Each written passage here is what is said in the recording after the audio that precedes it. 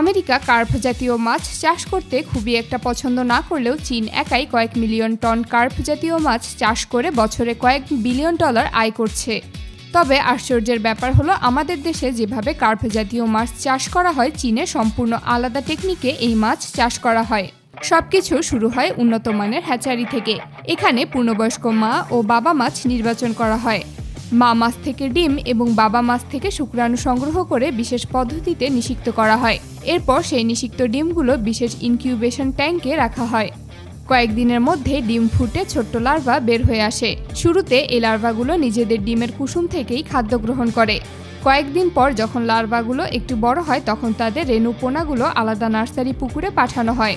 এই নার্সারি পুকুরগুলো আগে থেকেই ভালোভাবে প্রস্তুত করা হয়। রেণু পোনাগুলো প্রথম দিকে খুবই ছোট হওয়ায় তাদের জন্য বিশেষ ধরনের ছোট খাদ্য ব্যবহার করা হয়। পাশাপাশি পুকুরে প্রাকৃতিকভাবে জন্মানো শ্যাওলা তাদের খাদ্যের বড় অংশ। রেণু পোনা ধীরে ধীরে 2 ইঞ্চি সমান আকারের পোনায় পরিণত হলে তাদের আরও বড় পুকুরে স্থানান্তর করা হয়। চীনের অনেক খামারে একসঙ্গে শত শত একর জলাশয়ে এই মাছ চাষ করা হয়। অনেক জায়গায় একই পুকুরে বিভিন্ন প্রজাতির কার্প মাছ একসঙ্গে চাষ করা হয়, যেমন গ্রাস carp, silver carp, big head carp, common carp এবং ব্ল্যাক কার্প। বাণিজ্যিক চাষের সময় মাছকে নির্দিষ্ট সময়সূচি অনুযায়ী খাবার দেওয়া হয়। বর্তমানে চীনের বড় খামারগুলোতে স্বয়ংক্রিয় ফিডিং মেশিন ব্যবহার করা হয়। এই যন্ত্র নির্দিষ্ট সময়ে নির্দিষ্ট পরিমাণ খাবার পানিতে ছড়িয়ে দেয়। এতে খাদ্যের অপচয় কমে এবং মাছ সমানভাবে খাদ্য পায়।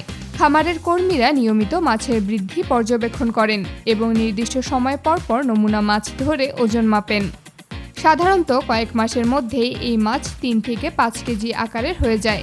তখন শুরু হয় মাছ ধরার কাজ। বিশাল পুকুরে বিশাল জাল ব্যবহার করে ধীরে ধীরে মাছ একদিকে জড়ো করা হয়।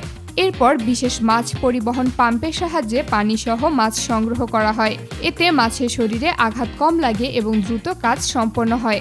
সংগ্রহের পর মাছগুলোকে প্রথমে পরিষ্কার পানিতে কিছু সময় রাখা হয়। এতে শরীরের অতিরিক্ত ময়লা ও অপ্রয়োজনীয় পদার্থ বের হয়ে আসে। এরপর জীবিত মাছগুলো বড় বড় অক্সিজেনযুক্ত বিশেষ পরিবহন গাড়িতে করে কারখানায় পাঠানো হয়। কারখানায় পৌঁছানোর পর প্রতিটি চালান প্রথমে মান পরীক্ষা করা হয়। মাছের আকার, ওজন, সব মাছ জীবিত আছে কিনা তা যাচাই করা হয়। এরপর মাছগুলো ধোয়ার লাইনে পাঠানো হয়, যেখানে পরিষ্কার পানির মাধ্যমে বাইরের সমস্ত ময়লা দূর করা হয়। কিছু মাছ সম্পূর্ণ অবস্থায় বিক্রির জন্য রাখা হয়। কিছু মাছের আঁশ ছাড়ানো হয়, ভেতরের অঙ্গপ্রত্যঙ্গ অপসারণ করা হয় এবং ভালোভাবে পরিষ্কার করা হয়। আবার অনেক মাছ ফিলে আকারে কেটে প্রস্তুত করা হয়। প্রথমে মাছের মাথা, লেজ এবং পাখনা কেটে আলাদা করা হয়। দক্ষ কর্মী বা স্বয়ংক্রিয় ফিলে কাটার মেশিনের সাহায্যে মাছের 2 পাশ থেকে বড় বড় মাংসের অংশ আলাদা করা হয়। এই অংশগুলোকেই ফিলে বলা হয়। পরিষ্কার করার পর মাছগুলো দ্রুত ঠান্ডা করা হয়। হিমায়িত মাছ এরপর স্বয়ংক্রিয় প্যাকেজিং লাইনে যায়। সেখানে প্রতিটি মাছ বা ফিলে নির্দিষ্ট ওজন অনুযায়ী প্যাক করা হয়। প্যাকেটের গায়ে উৎপাদনের তারিখ, ব্যাচ নাম্বার, সংরক্ষণের নির্দেশনা এবং অন্যান্য প্রয়োজনীয় তথ্য যুক্ত করা হয়।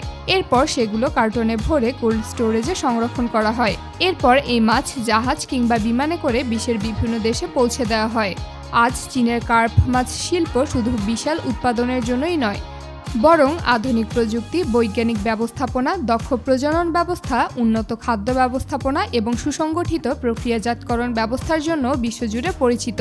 একটি ক্ষুদ্র রেণুপোনা থেকে শুরু করে আন্তর্জাতিক বাজারে পৌঁছানো পর্যন্ত প্রতিটি ধাপ পরিকল্পিতভাবে পরিচালিত হয়। আর এই কারণে চীন বহু বছর ধরে বিশ্বের সবচেয়ে বড় কার্প মাছ উৎপাদক এবং রপ্তানিকারক দেশগুলোর মধ্যে অন্যতম অবস্থান ধরে রাখতে সক্ষম হয়েছে।